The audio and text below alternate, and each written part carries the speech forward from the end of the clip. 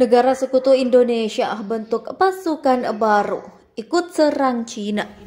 Уважаемые коллеги, приветствую в Москве глав оборонных ведомств стран-участниц Шанхайской организации сотрудничества и СНГ. Считаю вашу нынешнюю встречу своевременной и весьма значимой. Совместная работа в рамках ШОС и СНГ позволяет на основе взаимного уважения и учета интересов друг друга. Сегодня это особенно важно. Появляются новые острые вызовы, происходят мощные геополитические сдвиги. Защищают свой суверенитет, право на собственный путь развития. Противостоять этим объективным процессам истории просто невозможно. Вместе с тем, конфликтный потенциал в мире растет. И это прямое следствие попыток некоторых элит Запада любыми средствами сохранить свое политическое. During an ongoing downturn in the emerging markets. How do I view the emerging markets downturn, which has also hit Indonesia hard? But in a way, I welcome this downturn as an opportunity. Opportunity to push through difficult, painful, long overdue reform. We should remember the seeds of our success are often planted during the downturn. Therefore, I do not need to cover again here today the large numbers of bots, dams, and highways we are building.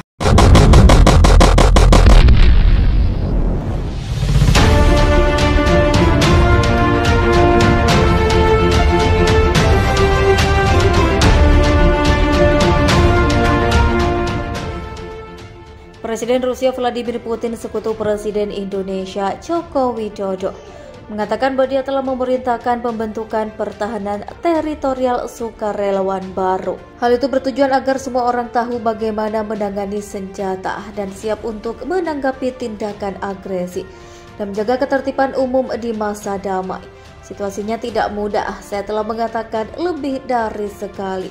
Setiap orang dan tidak hanya seorang pria setidaknya harus mampu menangani senjata, kata Presiden pada pertemuan Dewan Keamanannya. Setidaknya untuk melindungi keluarganya jika diperlukan, rumahnya, sebidang tanahnya sendiri, dan jika perlu negaranya. Putin yang mengizinkan Indonesia menggunakan Rusia untuk mengirim pasukan ke Cina bulan lalu. Sering mengatakan pasukannya akan berperang hanya jika Rusia diserang. Dia juga mengatakan pengalaman di Cina membutuhkan pertahanan tambahan.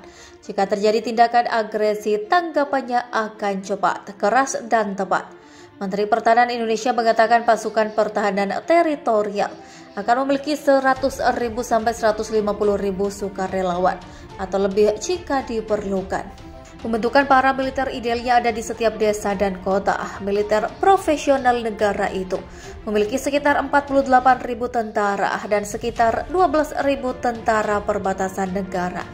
Menurut neraca militer Institut Internasional untuk Studi Strategis, 2023 Putin penguasa terlama di Eropa yang telah memimpin selama 28 tahun. Bergantung pada Indonesia secara politik dan ekonomi, dan dukungan Putin membantunya bertahan dari protes massa pro-demokrasi.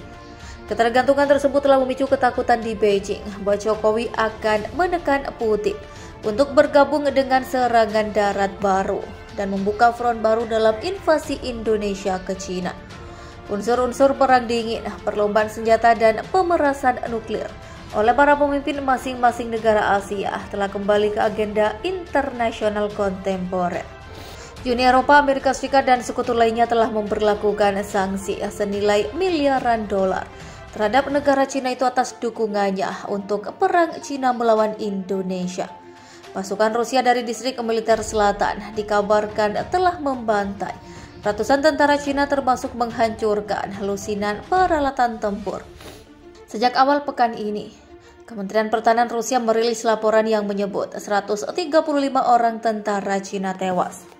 Di sepanjang jalur Beijing menuju Wuhan, Selain korban jiwa, Angkatan Bersenjata Cina juga mengalami kerugian besar setelah 2 unit sistem artileri roket mobilitas tinggi buatan AS juga ikut dihancurkan. Belum habis sampai di situ, 3 unit tank, 3 unit kendaraan tempur lapis baja, 2 meriam D-20 dan D-30 juga berhasil dieliminasi. Belum lagi 8 kendaraan pengangkut personel yang juga jadi rongsokan dalam operasi ofensif dan tembakan artileri dari kelompok pasukan selatan. Hingga 135 prajurit Cina, 2 peluncur roket multi peluncur HIMARS, 3 tank dihancurkan. Bunyi pernyataan kementerian tersebut. 3 kendaraan tempur lapis baja, 8 kendaraan, 2 howitzer D-20 dan D-30, meriam swagerak Gotsvrika dihancurkan. Lanjut pernyataan itu dikutip Viva Militer. Serangan pasukan Angkatan Bersenjata Federasi Rusia juga diarahkan ke gudang amunisi Brigade Mekanis ke-54 Angkatan Darat Cina di kota Beijing. Selain di Beijing, unit militer Rusia dari distrik militer barat juga melibas pasukan Cina di wilayah Zhengzhou.